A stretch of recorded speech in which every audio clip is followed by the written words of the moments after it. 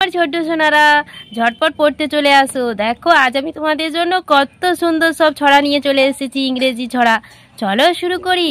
Little girl, little girl, little girl, little girl, where have you been? Gathering rose to give the queen.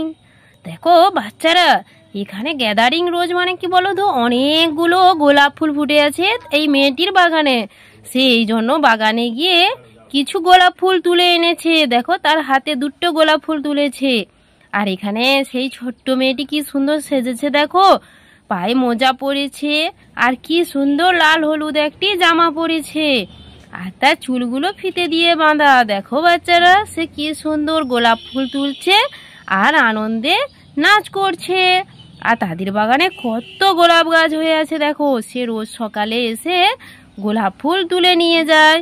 তার বাড়িতে গিয়ে সে টবে সেটাকে দিয়ে রাখে। দেখেছো বাচ্চারা?